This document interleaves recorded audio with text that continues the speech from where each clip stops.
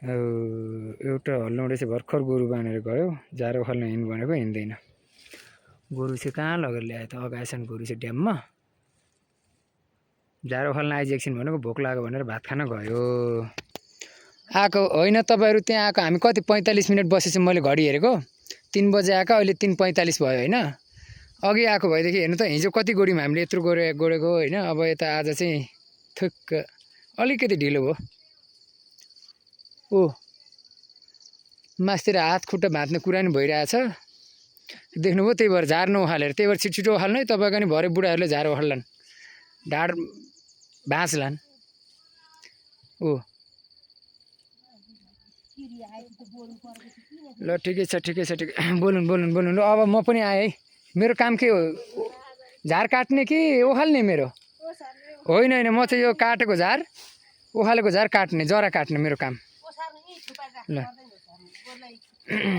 हिजोका खेताला र आजका खेताला सेम छन्। एउटा केटो हराएछ आज। यहाँ एउटा केटो नै आउँछ खाजा खान गएको छ। गोरु भर्खर बाँध्नु बिचरा, त्यसले नि धेरै भन्नु नि हुँदैन। र हिजो यता गरियो पुरै। अब आज चाहिँ यता अलिकति बाँकी छ, थोरै छ। उता मकैसम्म हो। तिमी बाटोमा आउँदिन भान्जी, म आउँदिनँ। तिमी त अनि अब त्यहाँ आउनै मिल्दैन। अनि त्यहाँसम्म गोडौँ न कोही गोडौँ। म आउने नआउने त मलाई थाहा छ नि, के हुन्छ भन्ने कुरो सब थाहा छ हामीलाई।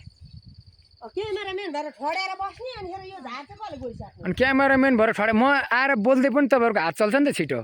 यति बोल्नु नै ठुलो कुरा हो। ल काटु छिटो काटु। यसले अघि कति उखाली चाहिँ साँच्ची?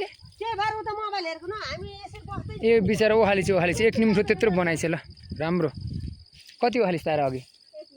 कुन चाहिँ हो त्यो तलको हो? ए काटी चाहिँ त्यहाँ भन्दा त भइगयो नि। ए दिदी लु भयो, धेरै नबोल्नु यति त हो। स्यास्सा भइगयो नि। मैले त यहाँ गफ लाउँदै सक्नुहुन्छ। भान्जीले नआउनु भनेको थिएँ, म आएँ।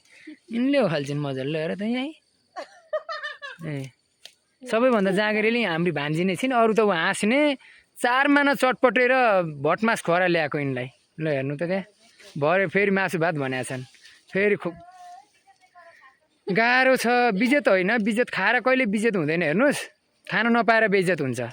बेइज्जत भनेको खान नपाए हुन्छ। भटमास खाएको छ, चटपटे खाएको छ, काँक्रा खाएको छ, लोकल काँक्रा, अनि मोही खाएको छ। अनि त्यो सबै खाएको चिज त यहाँ निकाल्नु परेन?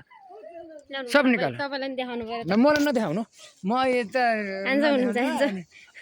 म चाहिँ बोल्ने मात्रै हो भान्जी, काम गर्दिनँ है। ल म बोल्ने, यतिको गफ लगाइदिएपछि काट्नु पर्यो नि घाँस। ए राम्रोसँग गरौँ है।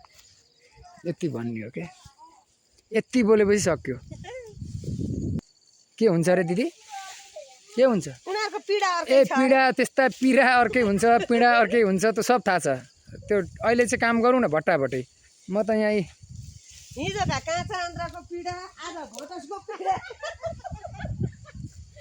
भटमास खाएपछि भरे पीडा हुन्छ भन्ने कुरो मैले बुझिसकेँ।